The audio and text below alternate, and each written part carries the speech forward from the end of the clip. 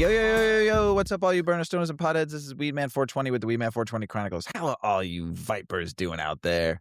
Mrs. Weedman. Mr. Weedman. How the hell are you? I think I'm fantastic. I love it. Hey, all you vipers out there in the world, hopefully you're smoking some big fat doinks while you're listening to the show.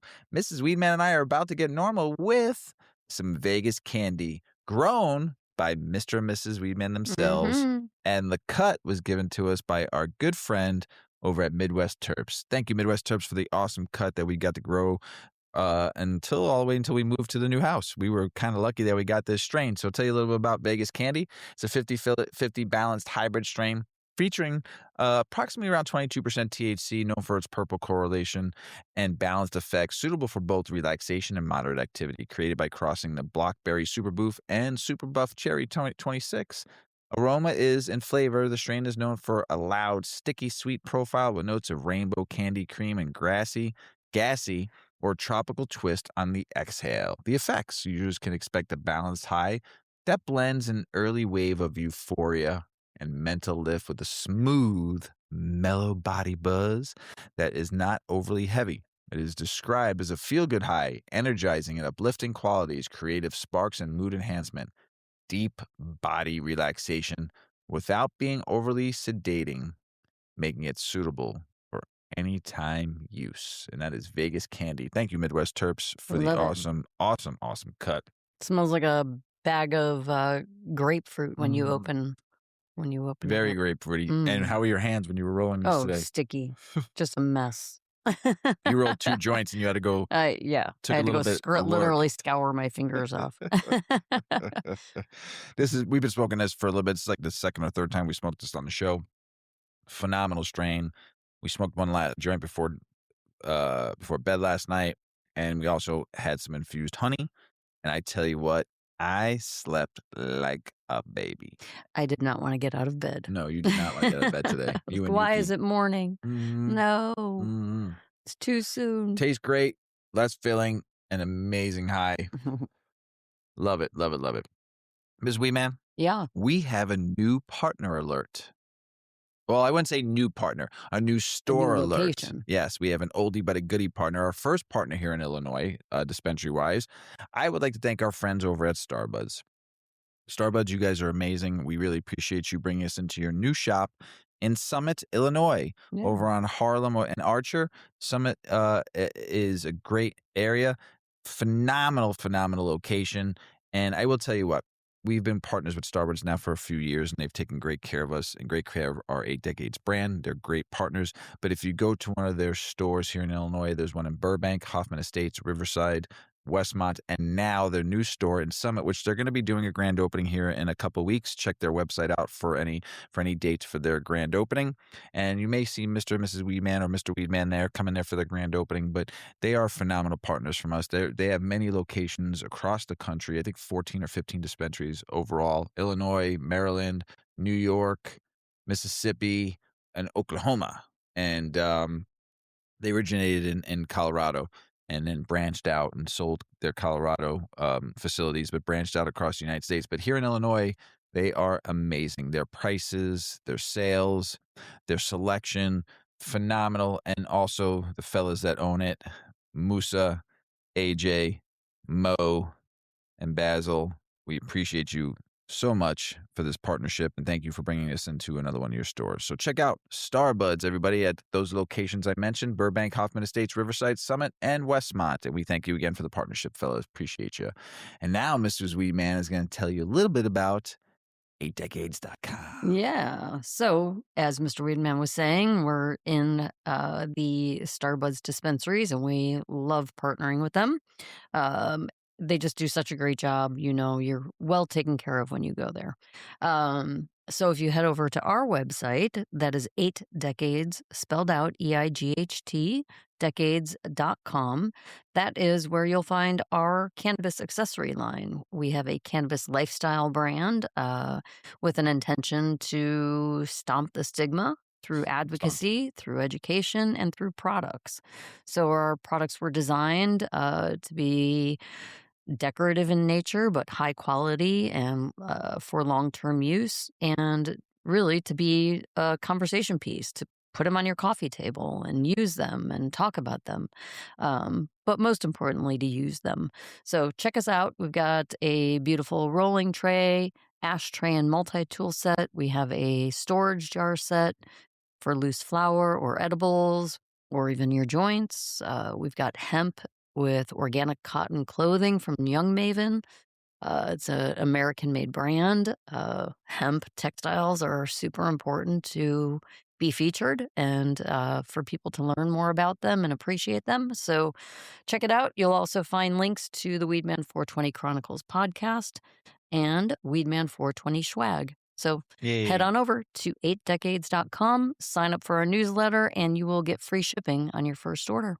Love it. Enjoy. As we always say, if you support 8decades.com, we keep on a show for you every week, and we could pay our producer, Shoddy. That's And right. don't forget to if you go on YouTube, don't forget to hit that subscribe button, everybody. Appreciate it. We're trying to get to 1,000 followers on YouTube. We're at almost 800. So keep on hitting that subscribe button. We appreciate it. And thank you all out there for showing us love. We appreciate it. Mrs. Weedman, I have a surprise for you. Yeah. Yes.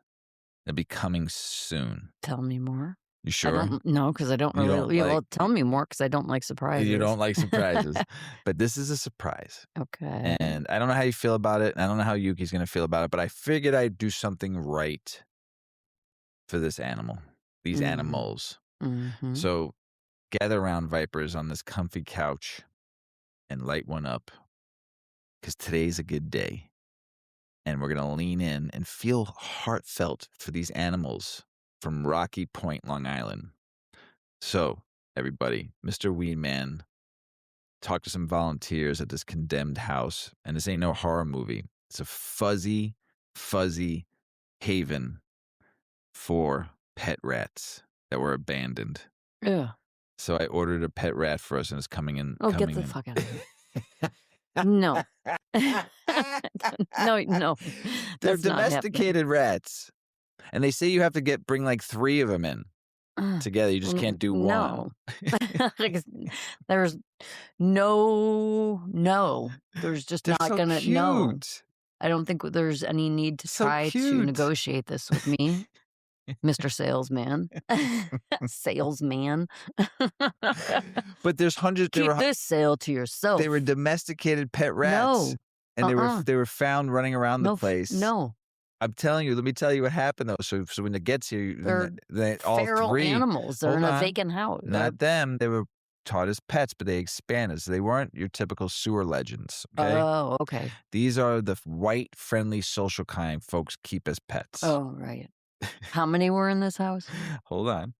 Now, here's where it gets human powered. The Strong Island Animal Rescue League crew, 10 volunteers deep, spent weeks gently rounding these little guys up, Oh. one by one, into care and safety. They've already scooped up 450 of them. Ugh. Oh yeah, they're trained.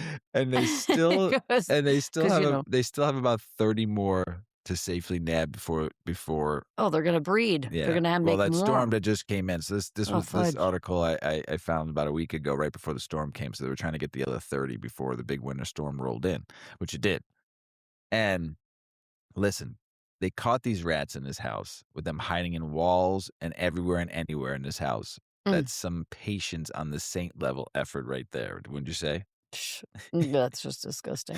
These volunteers aren't exterminators. They chose the humane route because these rodents deserve love too.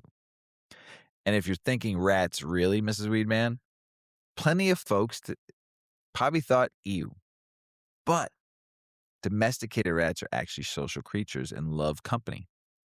A rescue team is encouraging adopters to take at least 2 or 3 because rats thrive with friends. Kind of like us on the podcast, honestly, Ms. Weedman.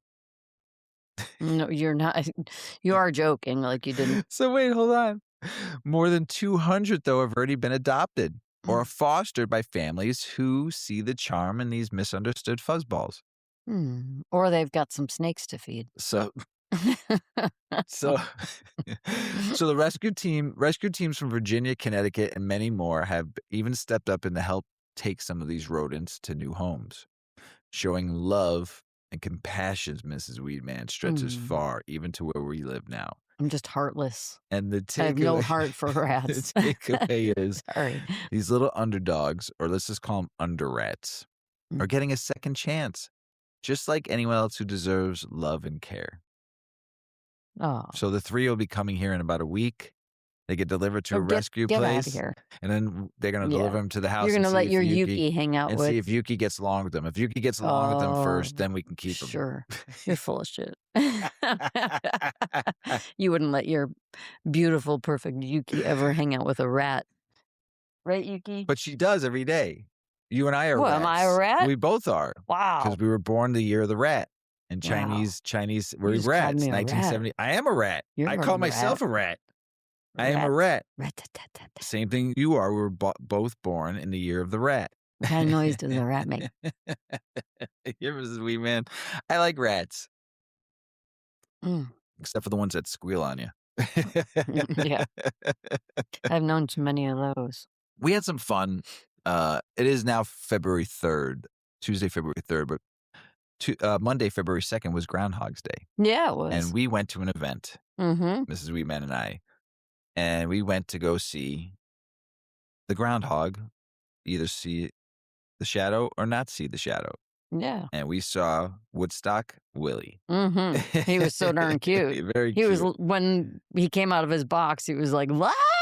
He was all nuts, kicking and flailing around. But the guy handled him nicely, and then he was he was like, petting yeah, then he was and just hanging out. hugging him. Yeah, it was really cute. And he would turn around and let everyone see the face of, so We went to the prognostication there it is, the of prognostication Woodstock of Willie. Woodstock Willie. And guess what? This, what is it called? The Groundhog? Groundhog. Thank you. Oh man, Vegas candy. This groundhog, but is in Illinois, but there's another one too. That's in Petishkua. What's it called? Poxitani. Poxitani. Yes. Poxitani. And that Something like that. groundhog saw its shadow. Poxitani Phil. Saw its shadow. Yeah. Yeah. But Woodstock Willie Did not. and I believe Woodstock Willie, home, Well, hey, we're home like team. kind of two different climates. Home so, team. I mean, why doesn't every climate have So, their own guy? I mean, my thing is, I believe Woodstock Willie because we all want spring to come That's quicker. right. Right. We've had a nice, already long winter. Mhm. And here in the Midwest and the Northeast, and also down in the South, because the Carolinas all the way down to northern Florida got snow.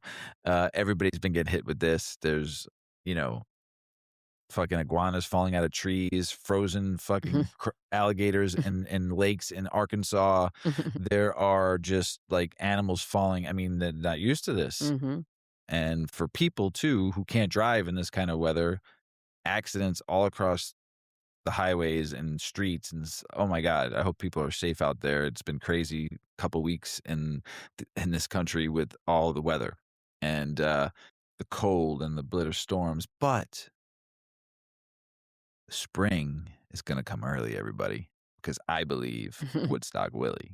I do too. Yes, and they did a shot for world peace too. Yeah. That was fun. Well, it's based on The movie. Yes. Groundhog Day, Yes, which was filmed in Woodstock, Illinois, but was portraying themselves to be Puxatawny, Pennsylvania I or think New so. Jersey, Pennsylvania, I think. something Yeah, like that. Yeah.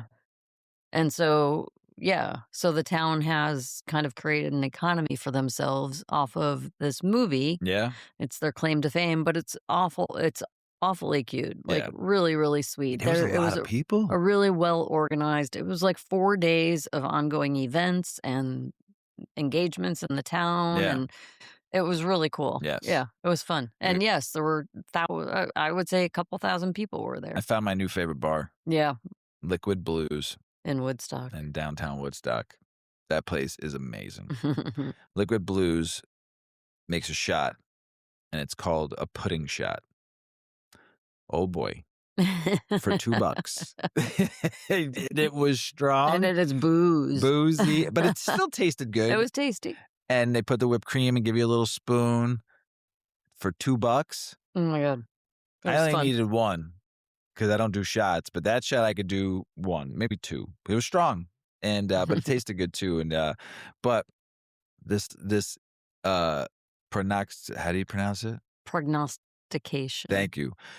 Of, you know, Woodstock Willie and the groundhog seeing or not seeing his shadow. There was a lot of people there. Yeah, there were. I would say there might be like 1,200 people there. Yeah, It was busy. I think more. More? I don't know, but it was a lot of fun. They had a Yeah, polka band playing, and they were it fun was getting the cute. crowd Yeah. all I mean, we got there at 6:40 in the morning, Mhm. and It was people fun were to be out, and we started in the dark, and it became light. I was yeah. like, "Whoa, it's usually the other way around." Yeah. Yes. That was fun. It was a good time. So if you ever had a chance to make it up this way, to go to Woodstock for their, Groundhog's Day, I highly suggest at least making it one time in your life. It's pretty fun. And the festivities went on all day. So you can go to the movie theater to watch Groundhog's Day, the movie. You can go listen to them speak in the opera house, give speeches about the movie and about the town, which was kind of neat. And then there's Mhm. all bars and restaurants doing something all day long. There was a wood carver out there carving. It was pretty fun. There's a walking tour of Yeah, all the walking different tour. film Yeah. sites, and then, there was like a, scavenger hunt. You had to find all the stores partake, and they all are selling cute little souvenirs with Woodstock Willie on it. Mhm.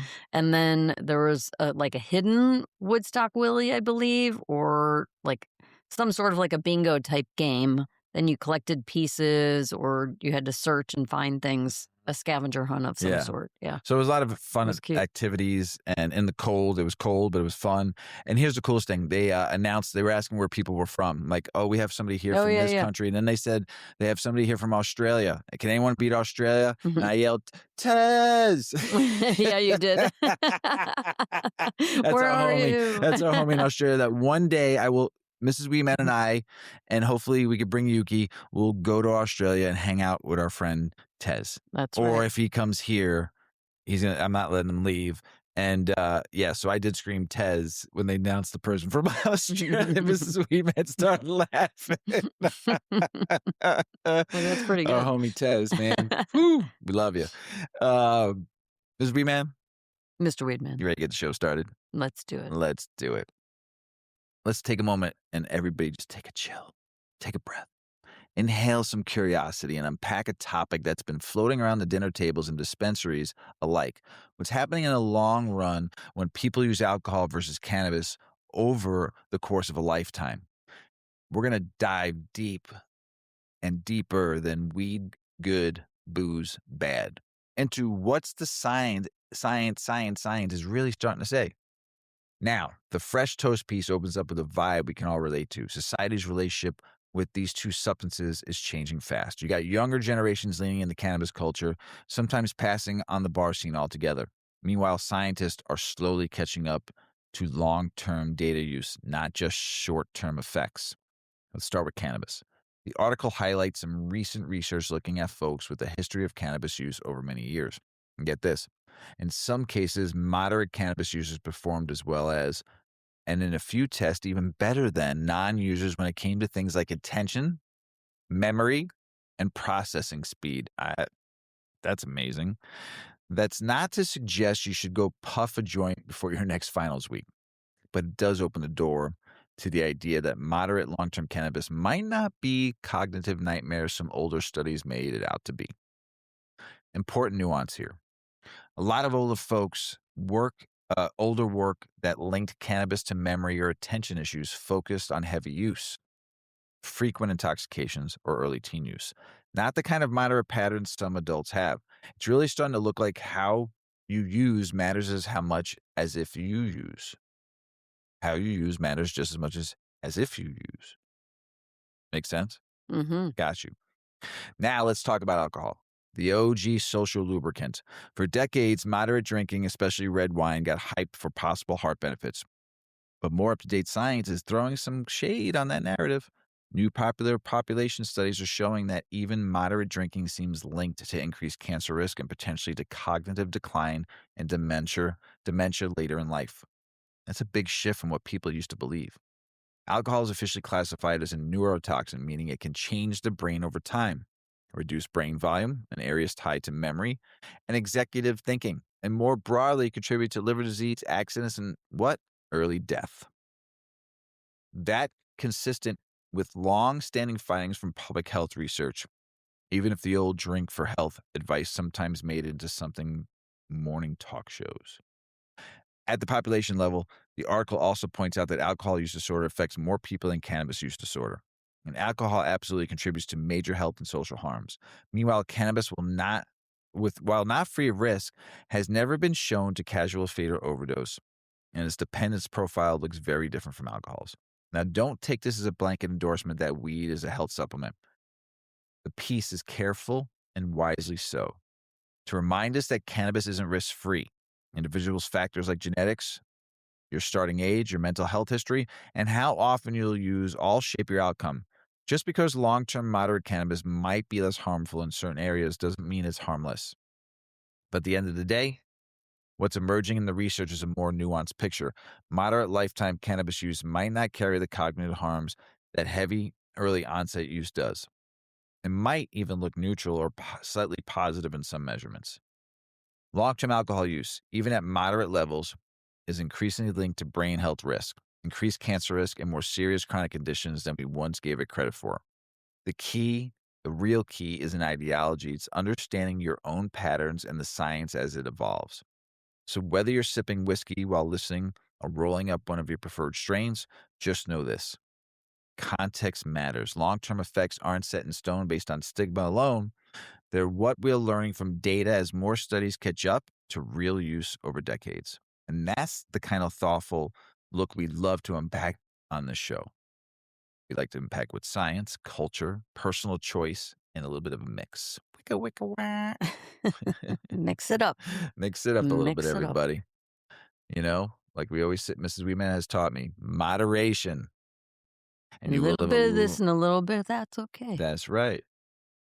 So, Ms. Weedman, Mr. Weedman. do you got high hopes?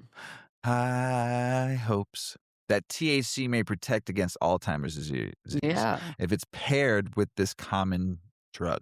Yeah. Tell us about it. Pothead. It could one day get a whole new meaning. Hmm. A new study suggests low doses of THC, the main psychoactive ingredient in cannabis, may protect memory and reduce brain damage linked to Alzheimer's when combined with an anti inflammatory medication. The research was done in mice, but scientists say the fact that both drugs are already widely used could help speed the combo into human trials. If you develop a new compound, it can take 10 to 20 years to reach patients. Dr. Chu Chen, a professor in the Department of Cellular and Integrative Physiology at UT Health San Antonio, said in a press release. In this case, both drugs are already approved, he said. That gives us a real advantage. That's potentially huge, especially since more than 7 million Americans currently have Alzheimer's, and that number is expected to nearly double by 2060, unless scientists find new ways to prevent or cure it. In recent years, research into THC has found that it can have medical benefits, including anti inflammatory and neuroprotective properties. In the United States, the FDA has already approved synthetic forms of the drug to treat chemotherapy related nausea and appetite loss in cancer and HIV patients. However, there's a downside. Studies have found THC can harm learning and memory, but the exact reason why wasn't clear. So Chen set out to investigate. Back in 2013, he identified a key culprit, COX-2, an enzyme linked to inflammation and pain. Normally, COX-2 is low in a healthy brain, but it ramps up during injury, infection, or disease. It plays a unique role in learning and memory, helping the brain strengthen or weaken connections between neurons. But when COX-2 becomes overactive, it can also drive cognitive decline. When THC is given, it unexpectedly increases COX-2 in the brain, Chen found in the study. That increase is closely associated with learning and memory impairment. That's really interesting. In the past, I wonder if that's why sometimes you don't remember everything Yeah. when you're super baked Yep. and then you're not anymore. Yeah. It's true. Yeah. In the past, researchers tried giving Alzheimer's patients COX-2 inhibitors, a class of medications that block the enzyme to reduce inflammation. But the treatment failed to improve their cognition, and it was linked to dangerous cardiovascular side effects.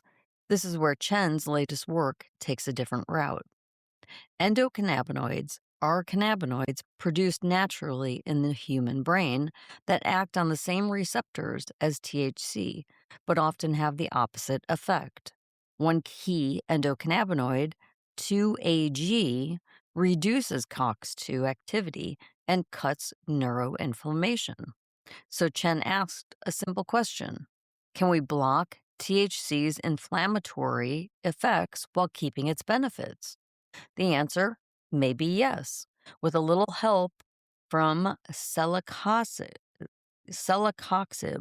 an anti-inflammatory drug and COX-2 inhibitor that's widely prescribed for arthritis and pain.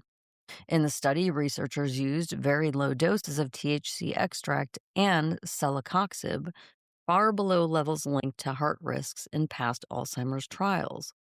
Mice were given 3 milligrams per kilogram of THC and 1 milligram per kilogram of celecoxib per day. I said that all wrong. Celecoxib per day, the equivalent of about 18 milligrams of THC and 6 milligrams of celecoxib daily for a 165-pound person. So they had a 165-pound mice. Yeah, Paul. Did they get? Get out of here. They tested the combination in 2 Alzheimer's mouse models, looking for 2 hallmarks of the disease in the brain. Treatment started before memory symptoms appeared in the mice, so researchers could gauge whether the combo could prevent or delay Alzheimer's, and the mice were dosed once daily for 30 days. The team found that low-dose THC alone improved some cognitive performance and reduced a few disease markers, but it also increased signs of inflammation.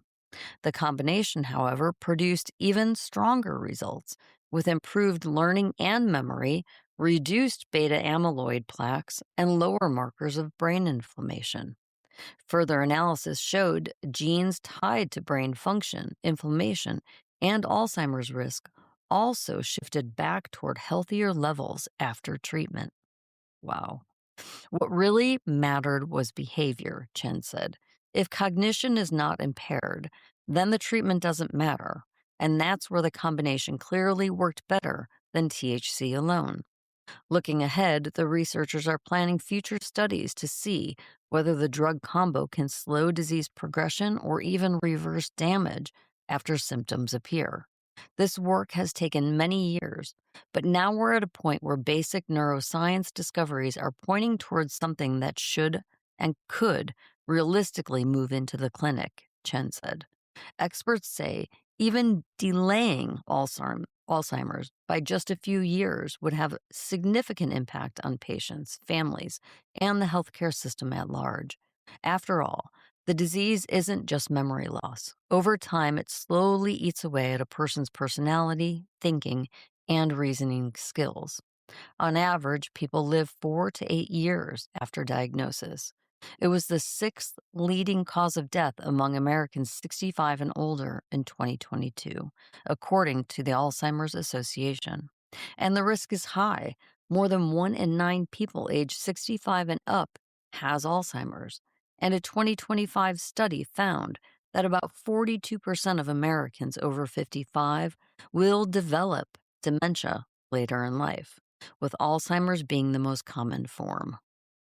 We're all just going to be walking around bumping into walls. You got weed? We'll just help each other out. Be like, oh, I know what you need. You need weed and celecoxib, whatever that drug is. We'll fix you. Hold on. Everybody, I want to let you know something. They'll rewind it a little bit. I got Mrs. Weedman so flustered that she used the name my mother gave me. I gave you the name I use. Yeah. I don't know how to call you all of these nicknames. Yeah. I only have 3 nicknames. Can't even keep them straight. I only have 3. Besides, You have 3 names. You have your name that I call you. Right. You have Mr. Weedman. Right. And you have your nickname. Right. But then I also have another nickname that all the grandkids will call me, or Paulie's buddies all call me Oh, yeah, geez Louise. Pops. They all call me Pops. Pops. So I'm older than them, but they all call Too me many Pops. But that'll nicknames. be when we have our first grandchild too. They'll call the grandkids will call me Pops. So yes, that is. I have 4 real name and then 3 nicknames. You're a complicated dude. Little, but I Well, mean, when you get Alzheimer's, if that ever happens, I hope it doesn't, but when you do, you won't know what your name is. You've got 4 to but keep track of. I might answer You'll to be so 1. confused. So no, I might answer to 1 though. Oh, wow. So that's I kind of wonder which good. one it'll be. I don't know. We'll see. That'll be interesting. Okay. Across the country, surveys show that 92% of Americans would take a medication that could slow the disease, and nearly 3 in 5 would accept moderate or high risk therapies to do so. So let's, yeah, that's the end of the article, but that's really, really interesting news. And I sure hope that it does become a medical study and it, yeah, firms up the information. It does. Yeah. Yeah. Because what is it? 1 in how many? You Mr. know, Weedman, crazy. a lot. Yeah. 1 in 9 people. Yeah, it's crazy. Man, smoke your weeds. Yeah. 42% of Americans over 55 will develop dementia later in life. 42%. 42%. Damn. Dang. I wonder if is it just Like I said, we're all just going to be walking around. It's not going to be a post-apocalypse zombies. It's just going to be a bunch of aged Americans bouncing off of walls. Do I just know don't you? know. Why Who are are you in you? my house? What are you What's doing? your name? Where am I going? Right. Where do I live? Oh, that's scary. Wow. Ugh. I shouldn't make light of it because Well, it's no, really we're not because sad. we had But somebody in our family. yeah. Yeah. Well, that I had- mean, regardless, a Right. lot of people have people. Yes. It's just, But we saw a family member go through this, and it Yeah. was not easy. Yeah. You know, so it's very sad. So, but here's something really great. yeah. Cannabis can be a medicine without being a cure-all. So, this next piece is from High Times. Cannabis can be medicine without being a cure-all, and this new research shows. All right, let's spark up a little science meets reality conversation. And trust, this one's going to be realer than the first puff that made you feel spiritual but grounded. What we're breaking down is new research out of Canada showing medical cannabis can absolutely be medicine. Just maybe not the magic cure for every ailment that some marketing would have you to believe. So here's the lay of the land. Research shows and followed patients authorized to use medical cannabis for 24 weeks. That's almost 6 months. These were adults using Health Canada verified products for things like chronic pain, anxiety, depression, sleep issues, and overall quality of life. The study used solid clinical tools, the ones docs take seriously, like pain scales, anxiety questionnaires, and quality of life indexes. And what they found and what they did find across pretty much every measure, people saw improvement. Pain interference went down, anxiety and depression scores dipped, sleep edged toward healthier ranges, and, of course, quality of life. That subjective vibe we all chase got better, and those changes were statistically meaningful, meaning it wasn't just random noise. It was real and legit. But here's where it gets nuanced, and why this article hits different from the hype piece or headline screaming, cannabis cures everything. On average, the improvements didn't hit the threshold clinicians usually look for as massive breakthroughs. At one point, dropped on a 10-point scale. That's promising, but it's not headline-grabbing miracle. A couple of points off of anxiety or depression scores. That's dope, but it's also modest.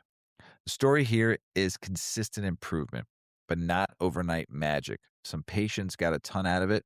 Others saw less dramatic changes. The variability, totally expected, because cannabis isn't a one-size-fits-all pill the way standardized pharmaceutical is. Different products, different THC-CBD ratios, different doses, and different people, all mixed together to make this journey unique for everybody. And that's exactly the real part of this research. It doesn't slap a cure stamp on cannabis and walk away. Instead, it says, yeah, it helps in measurable ways for lots of folks, but you got to be thoughtful about how it's used. Product type, dose, how you take it, all of that matters. It's not like popping an aspirin for a headache. It's more like a tool in your wellness kit, one that can make it better. But it isn't universal answer for every health problem out there. The authors also point out this wasn't a randomized placebo trial, it was observational, meaning we're seeing what happens in the real world, not just in a controlled lab. That's both a strength because it reflects how people actually use cannabis and a limitation because it's not as tight as a double blind trial with sugar pill control. But hey, real life is messy. And this kind of data helps bridge the gap between lab theory and everyday life. One more thing that really hits home: the study didn't overclaim. Even though it was partially backed by cannabis companies, the researchers were honest about the data showed and what it didn't. No smoke and mirrors here. They're saying, don't let the hype sell you snake oil, but don't let fear of stigma blind you to real benefits either. That's the balanced perspective we need as cannabis moves from countercultural to credible medical option. So bottom line, cannabis can be medicine. It can help people with pain, mood, sleep, anxiety. It can improve quality of life, but it's not universal cure for all. And it's not a magic bullet. It's a tool, one that, when used thoughtfully, can make a meaningful difference for many. And that right there, that's the kind of grounded progress we like to talk about on this show. Right, Mrs. Weedman? Yes, Mr. Weedman. I like the quality of life part. Mm-hmm. Quality of life. Yep. That's what we're all looking for, right? Yep. Here's something a little disturbing. Eradicated. Irradiated. Eradicated. Irradiated. Eradicated. Eradicated. Eradicated. Cannabis. There's some hidden dangers may remain. McGill researchers warn.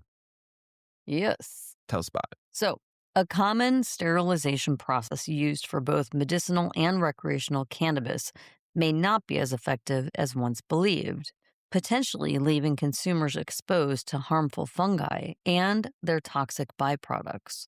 New research from McGill University suggests that gamma irradiation, an industry standard method for killing microbes, may fail to fully eliminate these contaminants, raising significant health concerns, particularly for vulnerable populations. The study highlights a critical gap in current safety protocols for cannabis products. While irradiation is widely employed to meet regulatory standards and ensure product safety, this research indicates that residual toxins, known as mycotoxins, can persist even after the process. Mycotoxins are poisonous compounds produced by certain molds and fungi, and their presence in consumed products can lead to a range of adverse health effects, from acute poisoning to long-term health issues, including potential carcinogenicity. Researchers involved in the study expressed apprehension about the implications for consumers. Individuals with compromised immune systems, such as those undergoing chemotherapy, organ transplant recipients, or people with chronic respiratory illnesses, are especially at risk from exposure to fungal contaminants. The assumption that irradiated cannabis is entirely free of these threats could therefore pose a serious risk to these vulnerable groups. The findings underscore an urgent need for reevaluation of existing sterilization techniques and the development of more robust regulatory oversight. The study suggests that current testing and control measures may not be sufficient to detect and eliminate all harmful fungal elements and their associated toxins. This points to a potential flaw in the safety assurance chain from cultivation to final product in the market. While gamma irradiation is recognized for its efficacy in reducing microbial load, the McGill study emphasizes that it is not a foolproof method for complete eradication of all fungal threats and their toxic residues. This necessitates further investigation into alternative or complementary sterilization methods that could offer a higher degree of assurance regarding product safety. Additionally, enhanced analytical techniques might be required to reliably detect low levels of persistent mycotoxins in irradiated cannabis products. The implications of this research extend beyond consumer safety. It could prompt regulatory bodies to revise current standards and require more stringent testing protocols for cannabis products. The industry itself may need to invest in advanced technologies and improved quality control measures, especially for those most susceptible to health risks. As the legal cannabis market continues to expand globally, ensuring product safety remains a paramount concern. This McGill study serves as a crucial reminder that vigilance and continuous scientific inquiry are essential to safeguard public health in this evolving sector. Scary. Yeah. A little bit. Hmm. All right. Think you're getting safe weed, and because of all these different stuff they're doing, gamma rays, Right. X-rays, remediation. And I think that most people just generally understand that cannabis at a dispensary goes through testing. So Yeah. they may not really care what that testing is, Right. what it does, what it looks for, but most people would feel that that stamp of approval means the product is safe, Right. right? Yeah. So they don't even think to look into there being any risks. Right. So it's really important that people know that. Yeah. 100%. Learn what you're putting in your body. Mrs. Weedman and I were just talking about nitrates. We love cold cuts. Time to get the cold cuts. Time to get the cold cuts. I do. I love a good, Good Sammy. I love boar's head meat, but there is nitrates in there. So what do we talk about, Miss Weedman? Moderation, right? We Moderation. don't eat cold cuts every day, every week. When I was a kid, I used to, young. I mean, I love a good ham sandwich, ham and Swiss and mayo, and a good piece of bread. Oof, gosh. But now that I'm older, I have, and there is nitrates in cold cuts, and you can't eat them all the time. So we eat them here and there, but they're just so fucking good. Nothing better than a good sandwich. But going back to, you have to know what you're putting in your body at all times, and that's the thing. So know what's in you. I mean, listen, if I told you that whatever there, say it was poop, but you didn't, it was made into a pie and you didn't know it. And I said, that pie there is filled with the best stuff in your life and it'll make you healthy. And if you eat it and you go and eat it and then you realize it's poop. Gross. Don't just trust, I guess is what you're saying, right? So I made you a poop pie. Thanks for the poop pie. Not a poopy, it's a poop pie. My goodness. Oh, I love when we record. It makes me feel so much better about my day because I get a good laugh in with Miss Weedman. Political, state, and business news, everybody. Feds should consider relaxing marijuana drug testing rules for transportation workers, Congresswoman says. A Democratic Congresswoman urged federal officials to rethink strict marijuana drug testing for transportation workers, especially when use happens off the job and doesn't impact safety. She argues current rules can unfairly punish people for past cannabis use unrelated to performance. A call for modernizing policies and legislation expands. Chicago's iconic United Center, I mentioned this last week, is making history as the first major U.S. arena to offer hemp-derived THC drinks at concerts and live events through a multi-year partnership. Fans 21 plus can sip 5 milligrams of THC margaritas and Palomas starting in February, though these won't be available for Bulls and Blackhawks games. The move reflects shifting taste and new revenue streams in live entertainment. They won't be available for games? Yeah, just for concerts and live events. Interesting. Oh, because there's kids, Probably. maybe more. Yeah. In California's legal cannabis world, licensed growers are getting hit by violent thefts, struggling as unregulated black market weed thrives. Even rescheduled federal changes won't fix surging organized crime because interstate commerce is still illegal. Experts say true nationwide legalization is the only practical way to undercut legal operators and stabilize the industry. In Arkansas, medical marijuana sales hit a new record in 2025, with patients spending over $291 million. It's only medical there, topping the prior mark and signaling a strong industry rebound after last year's dip. Dispensaries moved more than 79,000 pounds of product, generating $32.3 million in state taxes. Proof demand stays high and medical cannabis is thriving. Arizona Representative Paul Gosar supports a ballot effort to repeal adult use cannabis sales, calling weed a gateway drug. Ding! and criticizing the industry's regulation resistance. But he admits President Trump's federal rescheduling order complicates repeal plans, saying Trump has power over the issue. Opponents like Representative Andy Biggs also pushes rollback, citing social cost of cannabis use. What? What? It's another state trying to repeal. Virginia's House passed a bill to legalize and regulate adult use cannabis sales, setting up a framework for retail shops, licensing taxes, and equity programs.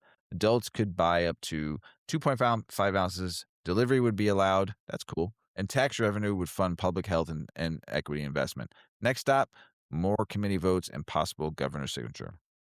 Virginia Senate blocked the SB 12 GOP proposal that would have let officers stop, search, and seize solely because they claimed to smell marijuana. The measure failed 9-4 in the Courts of Justice Committee, preserving protections against smell-based traffic stops after legalization. Critics warned it would enable racial profiling. A state-commissioned report suggests recreational cannabis legislation in Hawaii could generate up to $90 million in monthly sales. Pretty good. Boosting the economy. But tourism impacts are nuanced. Some visitors might be drawn by illegal weed, while others could rethink plans, especially in key international markets. The findings show a big economic potential, but mixed travel effects. A Utah lawmaker introduced a bill to decriminalize small amounts of cannabis possession, so first-time offenders wouldn't face jail time, just a civil infraction with a fine. If it passes, Utah could join the wave of reducing harsh criminal penalties for low-level weed, easing legal burdens on everyday people caught with a little green. Illinois lawmakers introduced SB 2866 to tighten cannabis labeling and signage rules for dispensaries under the Cannabis Regulation and Tax Act.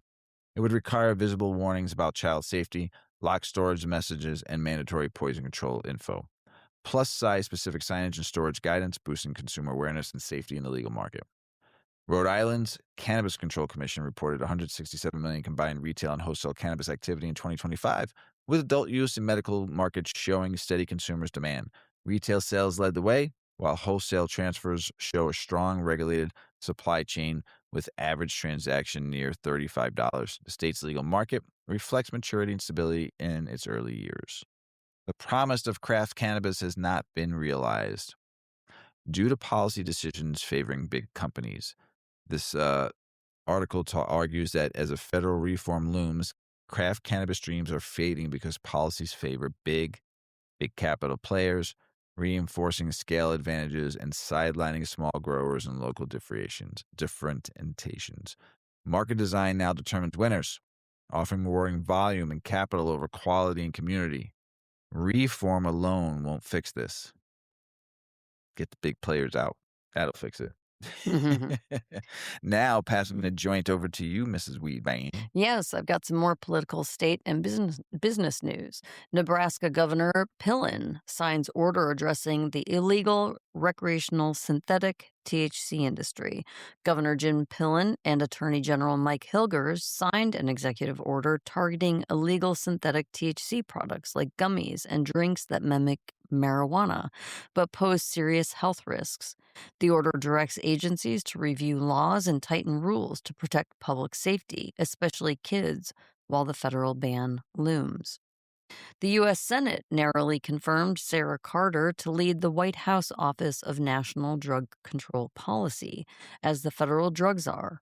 Her nomination clears the way for policy leadership, even as federal cannabis rescheduling discussions continue, with reform advocates watching her role take shape into the future of marijuana policy. Matt Gaetz, Donald Trump's first pick for Attorney General, says the DEA is actively drafting a rule to reschedule cannabis from Schedule 1 to Schedule 3 under federal law as soon as possible, following Trump's executive order directing the shift. This would be a major move, even though the Justice Department has been pretty quiet on timelines. The process requires formal rulemaking before it's official.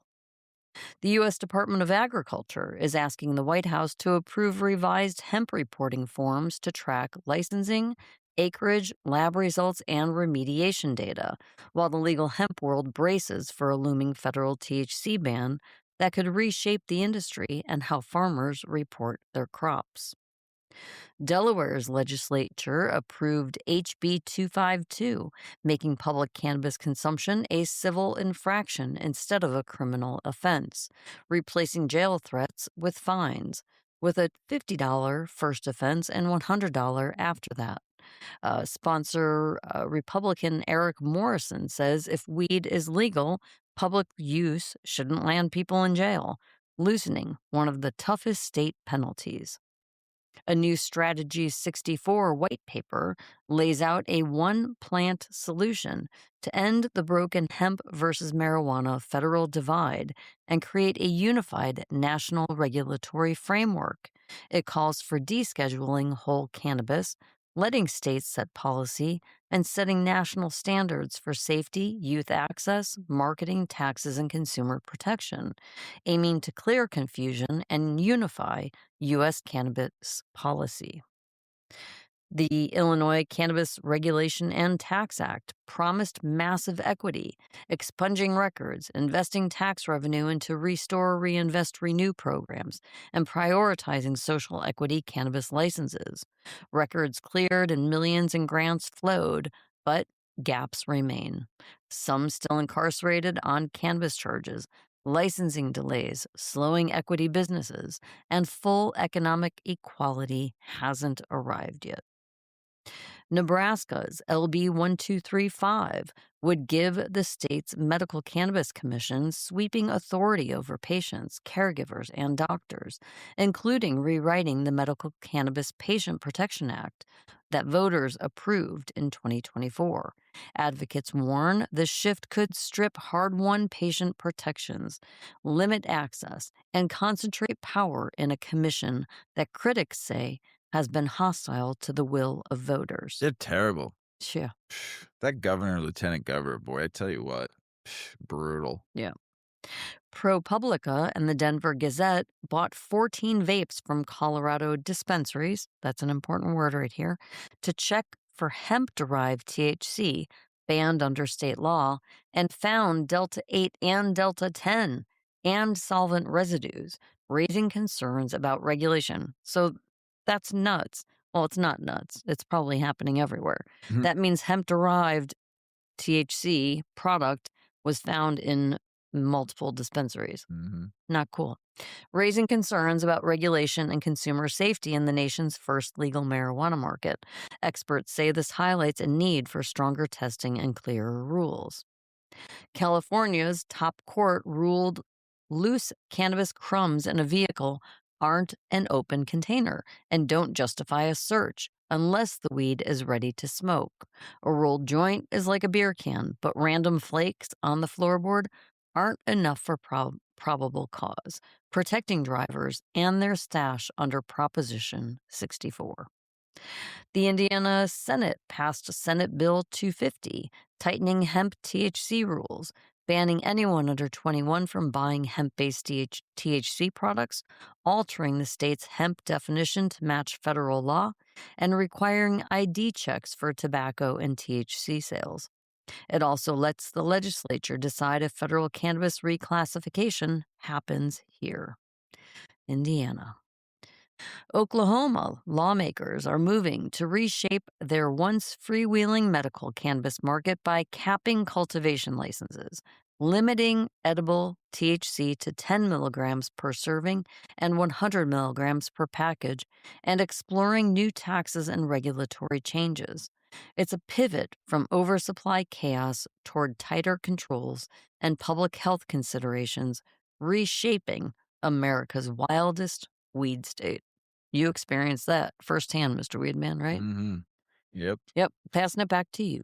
It was I liked going to Oklahoma when I went. Yeah, you I come had back with fun. suitcases Oh full my of gosh, you don't even craziness. oh my it's changing now. It's not gonna be that way. Yeah. But I went out there twice, and we didn't have to buy anything for, like, 5 months. I mean, I came back with, like, half of a suitcase full one time of stuff, and I was a little nervous checking my bag in. I couldn't believe that you flew home with that. I thought you would have like popped it in a box and shipped it home. No, Right in your suitcase, I just mean, not even in a bag, just dumped in there. there was a lot of both There was times. a lot. Holy smokes, did I come back with a lot of different things. Now, there wasn't much flour in there, so, I mean, it was mostly everything else, and, there was a couple of, there was a lot of pre-rolls, but there wasn't, a ton of, eights or stuff like that. So but it was pre-rolls, pre-rolls, pre-rolls, edibles, edibles, edibles, carts, carts, carts, tinctures, patches. I mean, everything is fucking out was out there, and I was like, "This is crazy." And the guy who I was with said he had a duffel bag just filled of samples, and he's like, "You could take as much as you want." I'm like, "Seriously?" He was taking me to the airport, and he's like, "We've been giving these samples out all week." He's like, "Dude, you could take the whole duffel bag if you want. I don't care. I get so much stuff to give away." I think I took about 80% of that duffel bag. So crazy. I just remember, like, my jaw was on the edge of your suitcase, like, "What? Give me some of that." I was making it rain with the weed. It was great. All right, everybody. Florida legislature unanimously passed a bill to greatly reduce the medical cannabis registry card fee for honorably discharged veterans, slashing it to about one-fifth of the current cost and making access more affordable for those who served. Used to just be free. It's a big step toward honoring vets and easing barriers to care. South Carolina legislators are moving bills that tighten hemp rules, including age limits and product standards. But one proposal would allow hemp-derived THC drinks under regulation. Lawmakers debate how to protect minors without trampling adult freedoms, and both measures keep non-psychoactive CBD products legal while aiming to clarify and clarity in enforcement. The Illinois Department of Agriculture Division of Cannabis Regulations extended the operational deadline of Group 1 craft cannabis growers, those licensed between August of 2021 and July of 2022, allowing them to submit applications by June 30th of 2026. If they still aren't operational and if they don't apply, their licenses could can be revoked. New book recounts how Michigan early cannabis entrepreneurs were crushed by raids, seizures, and legal limbo. In Capone of Cannabis, author Ryan Richman chronicles how Michigan's first medical cannabis pioneers faced military-style raids, asset seizures, selective prosecutions, and federal prison time despite voter approval in 2008.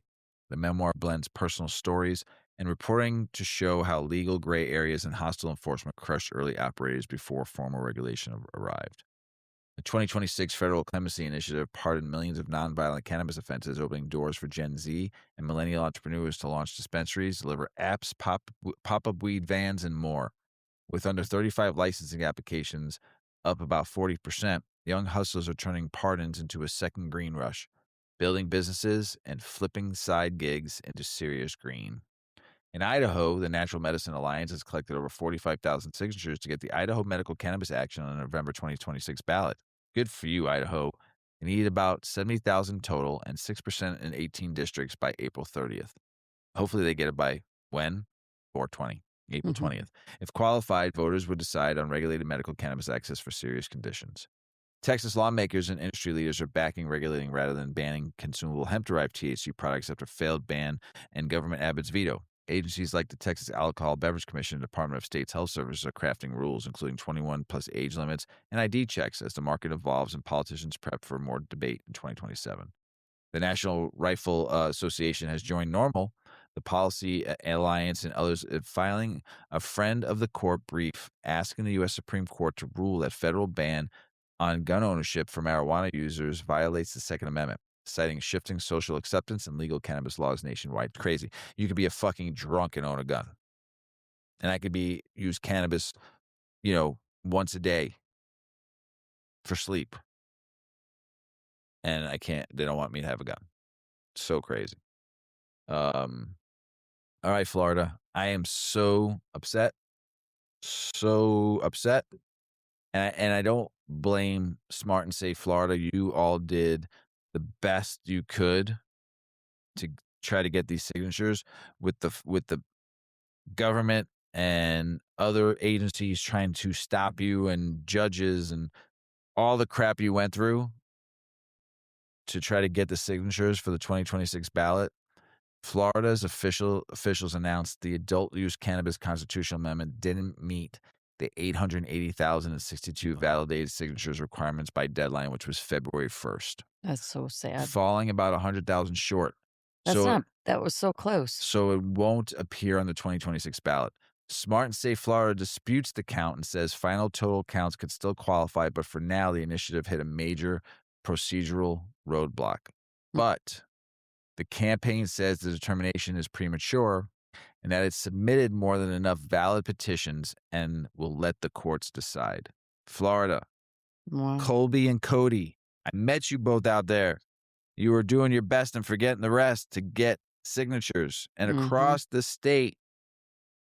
And you had nothing but a hard fight on your hands out there, Florida, and Smart and Safe Florida. People out there every day on their off time volunteering to get signatures to help get cannabis on the 2026 ballot. If this doesn't go through and you don't win in the courts, you are going to have to wait another 2 more years. And hopefully DeSantis is out by then and a new cannabis-friendly governor comes into play to where they won't make this impossible for you all to try to get these signatures. Because I tell you what, the hard work in those hot Florida days on the hot pavement, asking people to sign is not an easy gig. And you all fought the fight, but it's not over yet. So keep on going. In a historic market shift, Californians now spend more on, this is crazy, ready? I'm going to read this to you one more time. In a historic market shift, Californians now spend more on vape products than good old cannabis flower. Vapes topped 117.8 million in sales versus 113.2 million for flower in mid-2025. This marks the first time vape cartridges have claimed the top-selling spot, showing tastes and trends evolving in the nation's biggest legal cannabis market.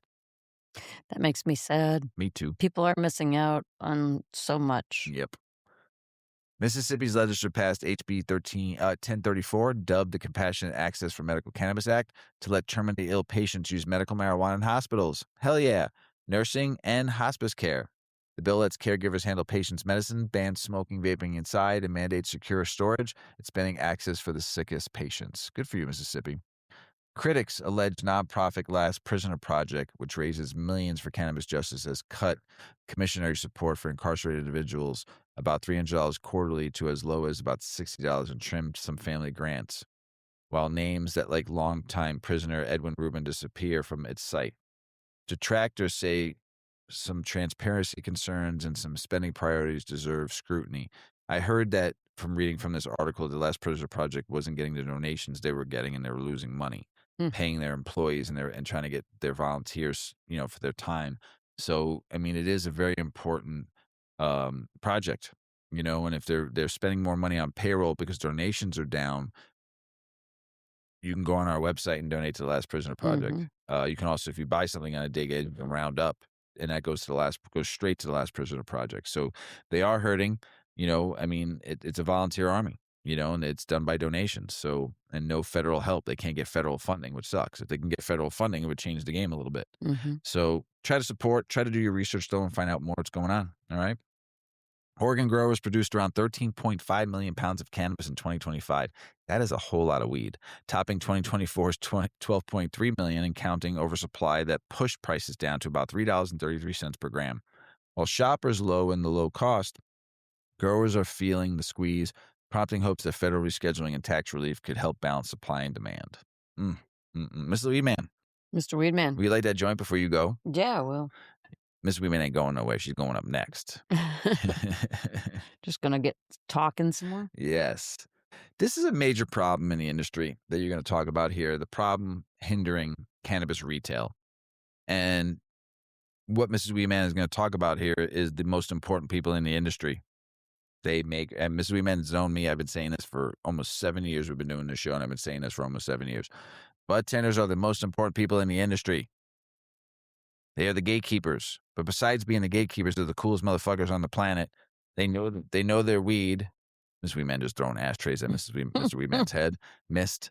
They're the most important people in the industry. They make big brands. They build relationships. They're friendly. They're positive. They know their shit. But there is a big turnover. in the dispensary world with budtenders? There is, and Mrs. Weedman is gonna talk a little bit about tell you a little about why. Yes. Well, cannabis retailers hear familiar complaints about the in store experience. The rushed interactions, unbalanced product knowledge, and lack of helpful guidance at the point of sale all hurt revenue. And yet, the issue persists, even in a mature cannabis market where retail has had years to adapt and evolve. In MJ Biz daily interviews, operators and customers alike agreed that the cannabis industry has a persistent budtender turnover problem. Despite thoughtful investments in store design, digital menus, and sophisticated retail technology, high turnover among frontline workers continues to plague cannabis retailers. When budtenders don't stay long enough to gain product knowledge and build customer trust, dispensary visits feel inconsistent and transactional. Meanwhile, customer expectations and the need for expertise keep rising. The result has been lost revenue, but luckily, operators have solutions. Turnover isn't a new issue. According to a 2022 headset analysis, 55% of budtenders turn over annually, with nearly a quarter leaving in their first month. In recent interviews, operators say the situation hasn't changed, and in many states, the number of products sold has increased significantly, even as sales revenue stays constant or declines slightly. This suggests that retailers are busier than ever in some markets while industry employment declined by 3.4%, according to the Vankst U.S. Cannabis Jobs Report. The data doesn't definitively explain why dispensary frontline sales staff seem to be in a revolving door pattern, but operators say the frontline churn is rooted in economic pressure and role strain. Amid inflation and cost of living woes, pay plays a key role. According to national budtender wage data from ZipRecruiter, hourly pay is clustered in a narrow range, suggesting little opportunity for meaningful wage growth based on tenure or skill. But the most common reason frontline cannabis workers leave are the lack of organizational clarity and alignment, according to Kurt Kaufman, co founder and CEO of the cannabis learning management platform Seed Talent. More specifically, he said, there's no clear understanding of what success looks like in their role or for their company, no support in achieving those goals, and there's lack of alignment between management and the folks on the ground doing the work. In many states, in place of people, operators have turned to kiosks and self guided ordering to manage wait times and transaction volume more efficiently. The value add is obvious when staffing is thin, but it isn't product knowledge that's lost when kiosks or new hires replace experienced workers. It's reliability, said Tyler Bierbaum. He's a former budtender and current dispensary manager in California. Customers don't want to play roulette with what to expect each time they visit, he said. Being greeted promptly, treated with respect, and leaving with a purchase that at minimum meets their needs and ideally surprises and delights them are all critical to repeat business.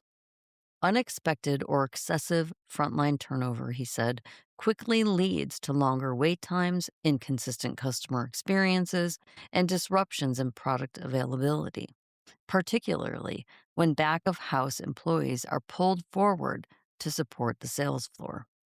The data doesn't tell the whole story. Watch people, not point of sale. Operators who watch spreadsheets or data from their point of sale system rather than the sale floor may miss the problem before it gets out of hand. The staff churn builds slowly as processes break down. It feels chaotic before the sales data shows it, said Mike Dunn, owner of Toronto-based retailer 1922. Rushed, surface-level interactions at the point of sale start when budtenders are asked to do too much with too little, he said, such as juggling too many products, frequent promotions, and constant order interruptions. Trust erodes, Dunn said, when newer employees outnumber experienced staff on core shifts or when employee onboarding is shorter than the real learning curve. Training is often treated as the industry's corrective for these challenges, but training alone can't solve the experience problem if it doesn't correct the conditions that keep skilled workers heading out the door. Much of the training retailers employ doesn't translate into lasting behavior changes in high churn environments. Training often fails because it lacks a clear definition of success and a North Star beyond revenue, Kaufman said.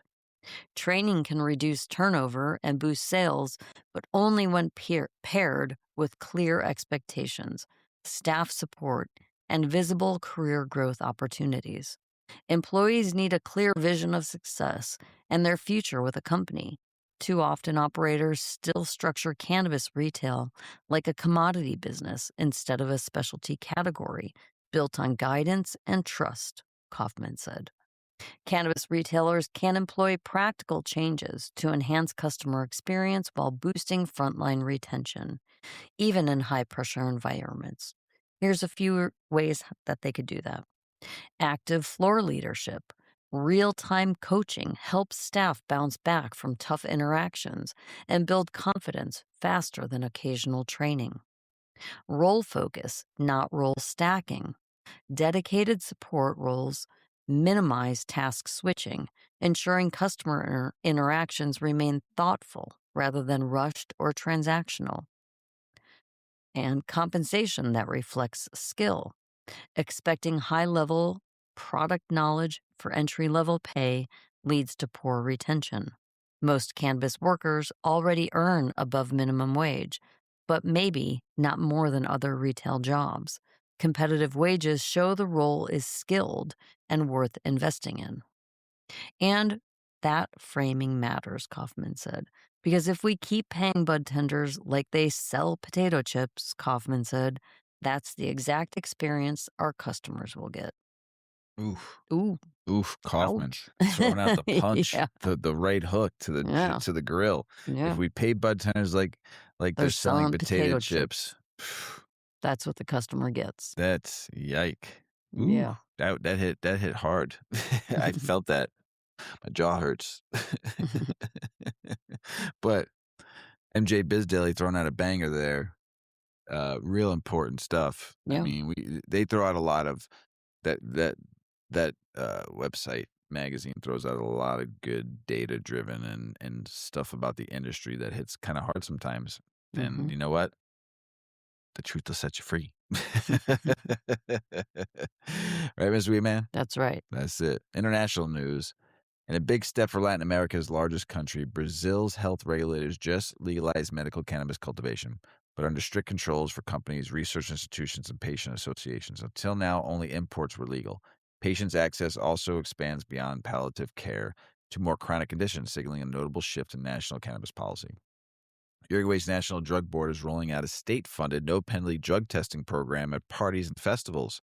Unless attendees volunteer to test MDMA, LSD, weed, and more without fear of punishment. Partnering with harm reduction group, the goal is the real-time chemical info to reduce risk, improve nightlife safety, and move beyond prohibition-only responses. I heard how they're testing it. The people that are testing it, if you give them the weed to get tested, they just smoke it and tell you if it's good or not. The LSD, they do a tab. No, come on. Hour later, they tell you if it's Yeah, good or sure. not. And MDMA, Yeah. 20 minutes later, they tell you, oh, man, this is good shit. Mushrooms tell you the same thing. Oh, man, we're tripping hard. Keep them, they're good. So you got to give them a little taste. That's what kind of tester I want to be, right? Yeah. Cannabis tourism booms. Travelers are chasing legal weed and experiences from historic Amsterdam coffee shops and California dispensary tours to Thailand's emerging cannabis cafes. South Africa's private cannabis culture, and Canada's fully legal scene with cannabis-friendly tours, cooking classes, and even vape-friendly hotel concierge services. Just know local laws vary widely, so research before you book that flight high. Researchers in Morocco are launching a 10-month scientific study to test cannabis-based molecules as an alternative to growth-promoting antibiotics, hormones, in poultry feed. The goal is to improve gut health, immune function, and productivity while cutting reliance on antibiotics amid rising resistant concerns, potentially changing how organic chicken's raised and marketed. Give them that fucking hemp seed, baby. A federal e-petition backed by conservative MP Dean Allison wants Canada to raise the legal cannabis age to 25, ban edible products, what?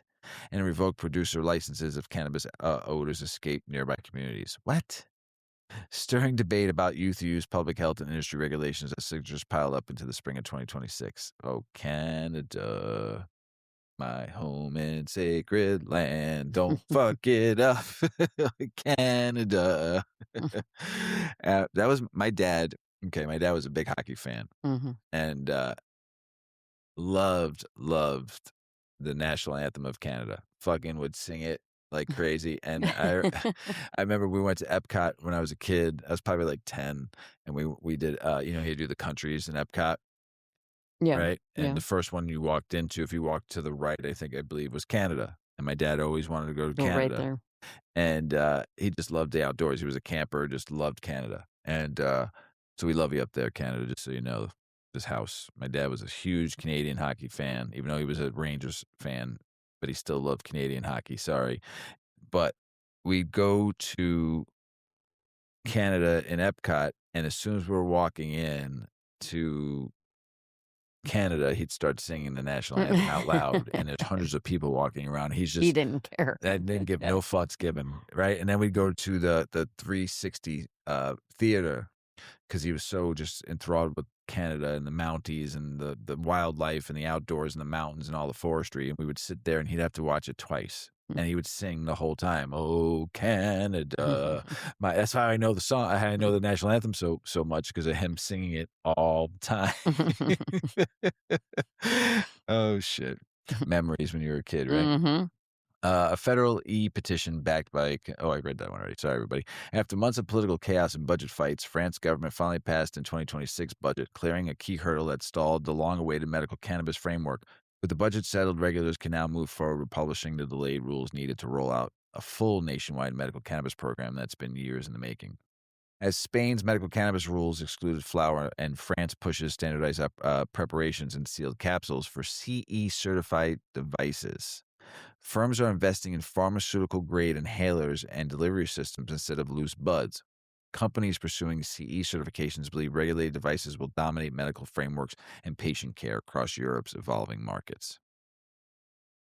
Okay, just give me a certified device and just suck that in, right? That's what they're talking about, right? Kind of like the inhaler you use for asthma, or something, right? That's what they're...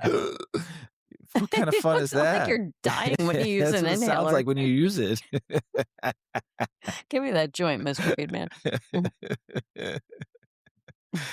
Oh, baby, it's cold outside, right? It's so very cold outside here in the Midwest, the Northeast, the Southeast. I think the only one that's not getting hit with cold is the Southwest.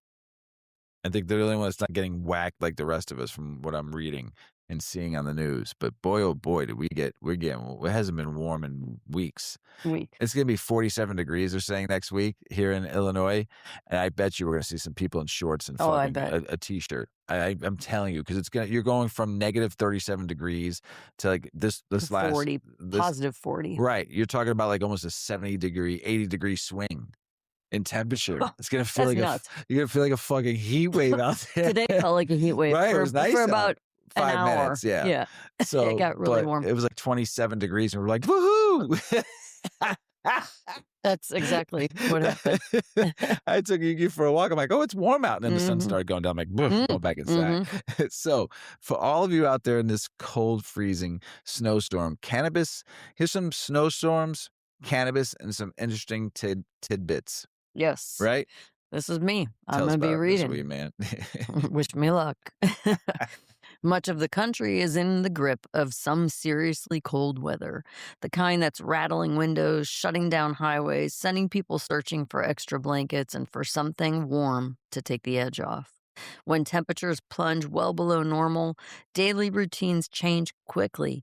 People stay indoors, move less, eat differently, and often they rethink what they drink or consume to get through the freeze.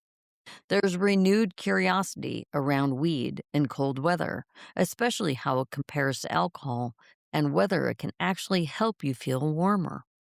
One of the biggest myths of winter is that alcohol keeps you warm. While a stiff drink can create a temporary sensation of heat, it actually causes blood vessels near the skin to dilate, pulling warmth away from your core and increasing heat loss, which can be dangerous in extreme cold. Cannabis works differently. THC does not raise body temperature, but it can change how the body perceives cold by altering sensory signals and relaxing muscles to keep them from tensing up in low temperatures. Many people report feeling more comfortable, calmer, and less aware of the chill after using cannabis, without the physiological risks associated with alcohol in freezing conditions. Certain forms of cannabis may be better suited for winter storms than others. Edibles and tinctures provide longer lasting effects, which can be appealing during long nights indoors. Flower and vape products act faster, which some people prefer when coming in from the cold. Strains promoting body relaxation and mind euphoria are often favored during cold snaps, while overly stimulating varieties may feel less cozy when you're trying to stay warm and settled. Cold weather itself brings some interesting and well documented side effects. For one, the body tends to burn more calories when the temperature drops. Staying warm requires energy, and mild cold exposure can slightly increase calorie expenditure as the body works to maintain its core temperature. That does not mean winter weather is a weight loss plan, but it does explain why people often feel hungrier during cold spells. There's also a long standing statistical trend showing more babies are born about 9 months after major winter storms and prolonged cold periods. When people are snowed in, travel is limited and social calendars clear, and time spent at home increases. Historically, that has translated into noticeable baby booms following harsh winters. That's cute. Another cold weather fact is how it affects sleep and mood. Shorter days and less sunlight can disrupt circadian rhythms, contributing to winter blues. Cannabis, particularly products supporting relaxation and sleep, can be used to help unwind during the long, dark evenings. As the country rides out this intense cold weather storm, it is clear that winter changes more than just the thermostat. Cannabis is increasingly becoming part of this seasonal conversation, offering a different option than alcohol for those looking to feel a little more comfortable while waiting for warmer days to return. Soon, I soon, can't soon. wait. Well, I mean, Yes. before we got that hit with that 40 below, Mm-hmm. the day before, the lines were out the door of dispensaries here in Illinois. I mean, they were packed. People were getting, because no one was going outside on that next day, the Right. next 3 days. Then the East Coast got whacked. Same thing there at all the dispensaries. They all got busy right before the storm hit. People were like, they were saying, I think I read it last week. They were saying it was as big as Green Wednesday, Hmm.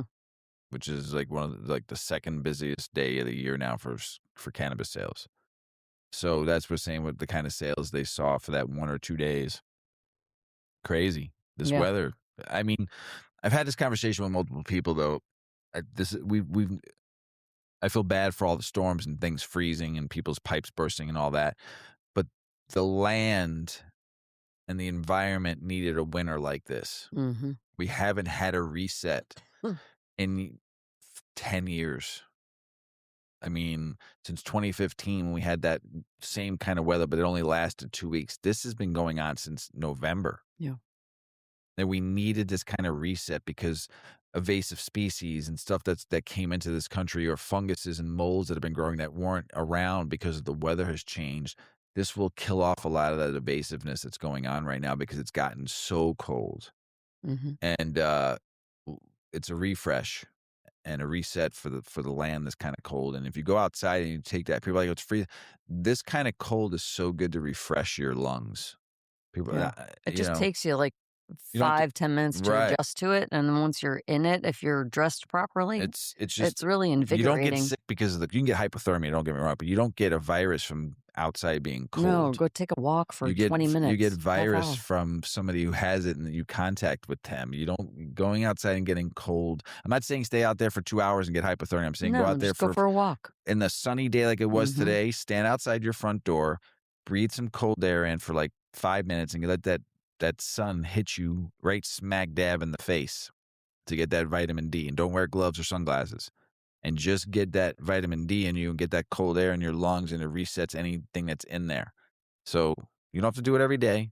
Just 10 minutes. Open up a window and let some of this air that's been circulating. If you were sick in your house, right? Mhm. Let some cold, open your window up just a little bit and let some of that cold air come in and get some of that stagnant air Kill that's been the circulated. kill some Yeah, germs. kill some germs. Germs, Germans. right? I'm German. um, Ms. Weedman, Mr. Weedman. that's the end of the show. Yeah. Anything else to say before we go? Did I read my article? Am I Yeah. that stoned? Yeah, I did read that. That Vegas candy, baby. Thanks, Midwest Terps, for that cut. Yo, yo. Did I give all the tidbits? You did. Wow, I read that fast.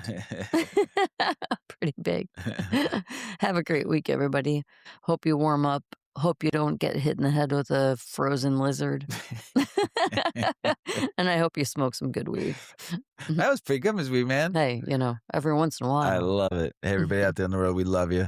Thank you so much for the support, for the love. Thank you for listening. We appreciate it out there. As Paulie always says, smoke smart, puff, puff, and away. Puff, puff, pass. Check out our cannabis lifestyle brand online at 8decades.com. Our custom smokes and accessories are perfect for your coffee table, bedroom nightstand, or kitchen counter. They're designed for you to show them off. The Canna community is also loving our hemp and cotton blend t-shirts, sweatshirts, scarves, and hats, finished off with our 8 Decades logo. We've got some awesome long-lasting goods that will be your favorite for years to come. 8 Decades, because a 9th decade of cannabis prohibition isn't acceptable.